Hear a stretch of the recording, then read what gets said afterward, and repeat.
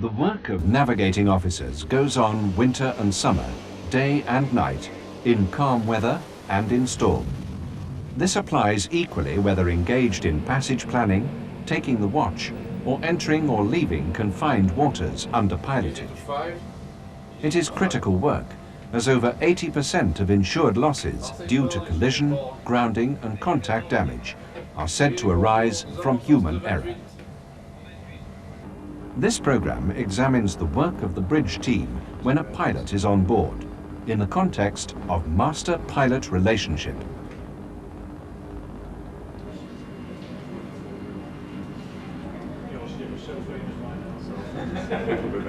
The master has the responsibility for the safe and efficient navigation of the ship. Stop board engine, please. Stop board engine.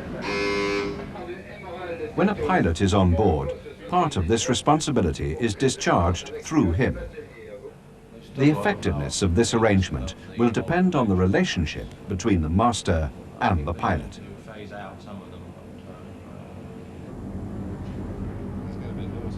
In some ports, coastal passages and controlled areas, taking a pilot is compulsory.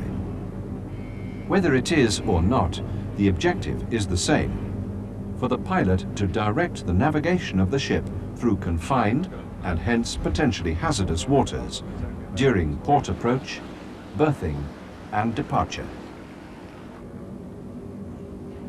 The first step is to ensure that the ship is ready to receive the pilot. This means giving the pilot station an accurate ETA. Yes, I'll be there at the pilot station half an hour from now. Which side you want the pilot, please? It means preparing the ship for arrival and preparing the boarding arrangements for the pilot.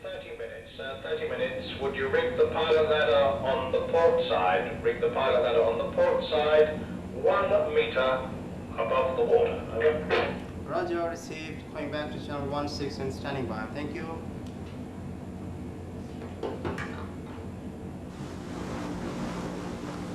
Pilots estimate that between 1 in 5 and 1 in 10 ships do not provide them with the proper means of boarding. Often, the pilot doesn't complain for fear of jeopardizing his relationship with the master. Nevertheless, the resentment lingers on, souring the relationship with the entire bridge team.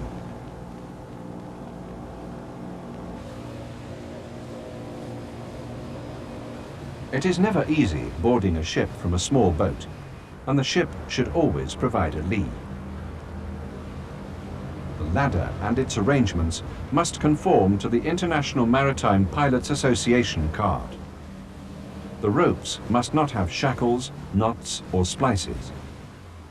The ladder must be the correct length.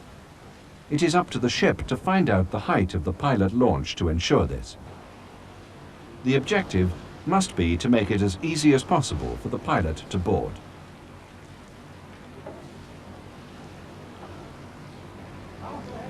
There should always be a responsible officer standing by in radio communication with the bridge. The details of boarding requirements are set out in the International Maritime Pilot's Card, Required Boarding Arrangements for Pilot. These provisions must always be adhered to. A warm greeting goes a long way towards starting a good relationship. Good evening, Captain. Good evening, Mr. Bartlett. Welcome aboard. Thank you very much. Mr. Smith, my name. Alex Mallis. Ah. So, can you check that for me? There are 3 areas in which pilots have an advantage over the bridge team. First, their knowledge of local traffic, current, tides, and hazards to navigation. Secondly, their greater experience and expertise in handling ships and tugs in restricted waters. Thirdly, their familiarity with and common language with the local shore-based support services, such as port authorities and vessel traffic services.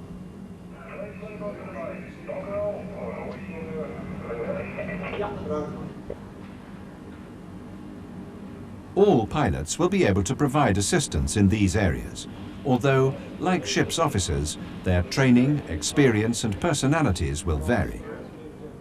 All these factors will play a part in how well they interact with the master and the bridge team.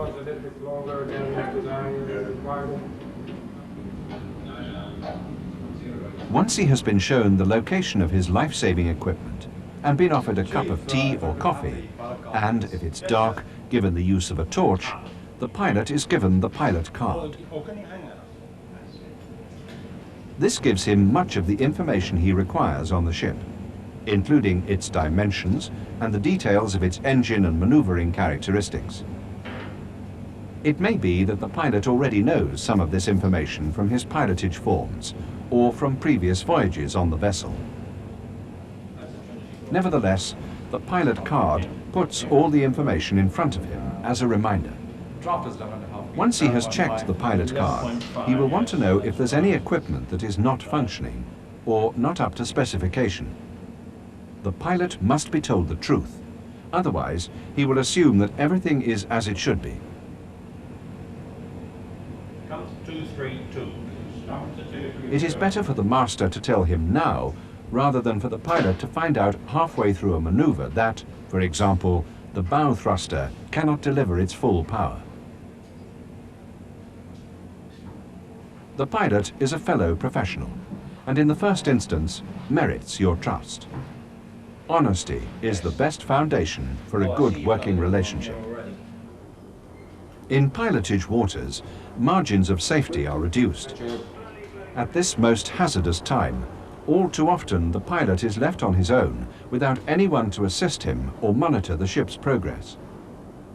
Any master who lets this happen is failing in his responsibility for the safe navigation of his ship. He needs to make an effort to establish a good working relationship with the pilot. Crew are all ready, aren't they? They are, yes. Yeah, we'll be coming down through this deep water route here. The passage plan needs to be discussed.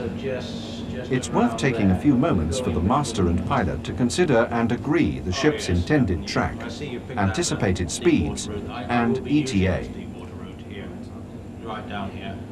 In fact, I want to parallel index on the sunlight. The pilot may have different ideas based on his local knowledge. Down between these banks. The pilot will indicate where his intended route is different from that planned by the ship. And track water, so you've got plenty. There may be language problems and cultural attitudes that make communication difficult. This discussion provides a good opportunity to sort out these complications.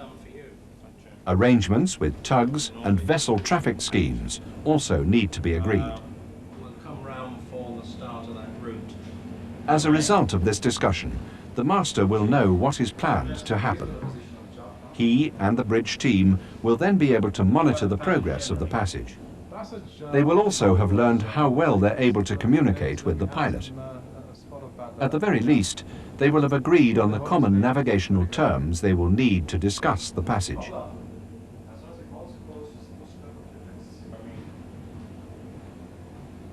Steading up on 232, sir. Thank you. 232. 232. Oh, that's fine. Make it 235, please. 235, yeah.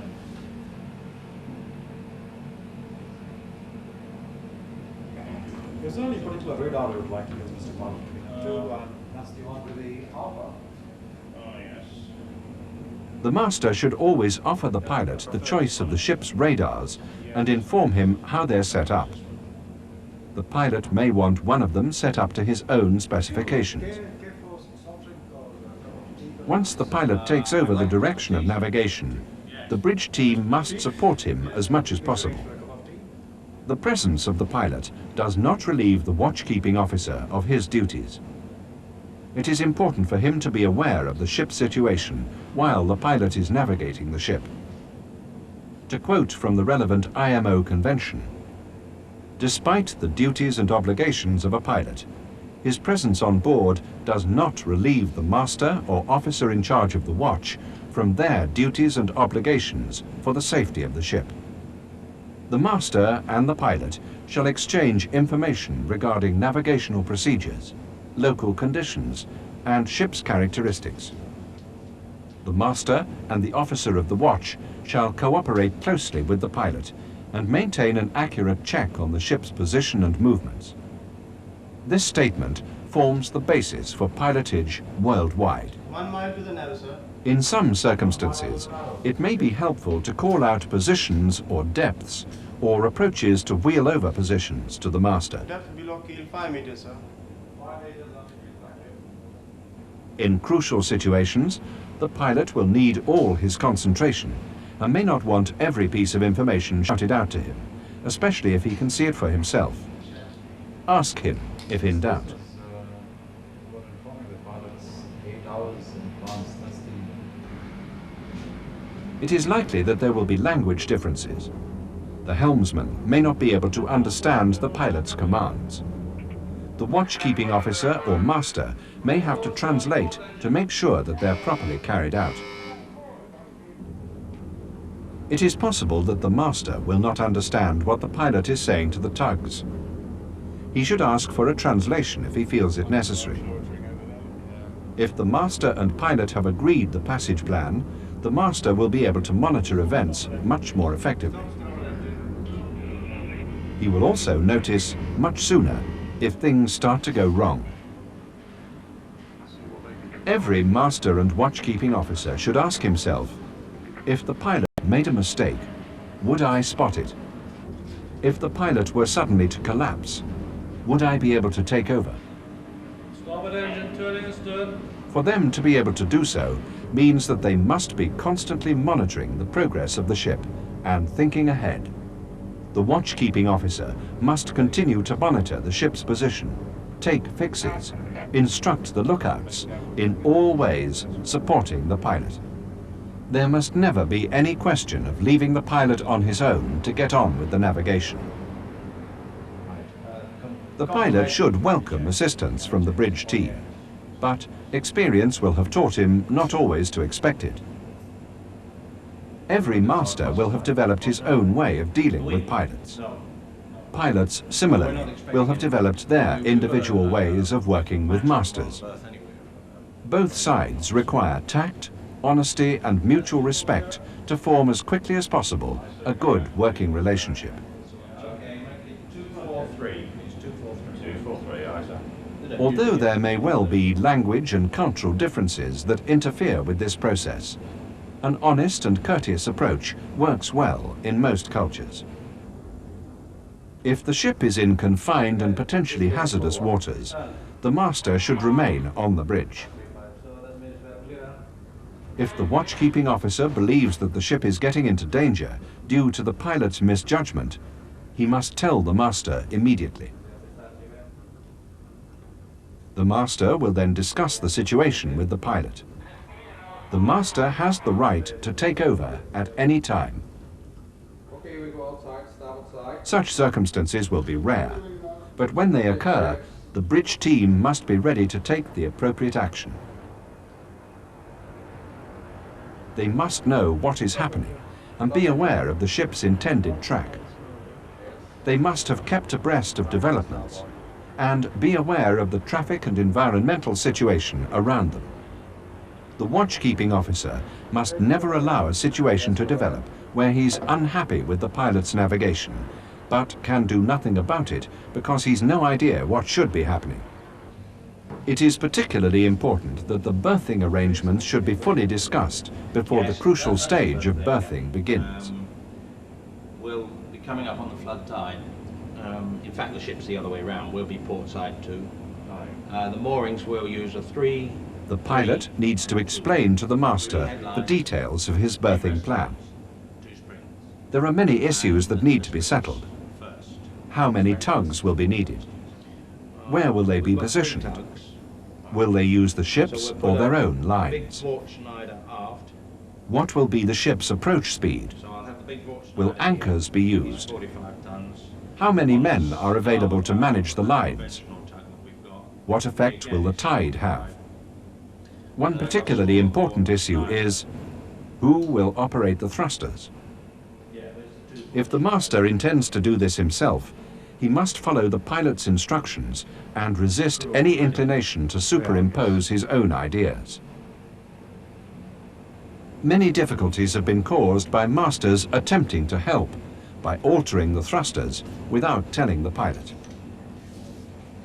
Such situations can be avoided if everyone is clear about the berthing arrangements. Bar thrusters, aye.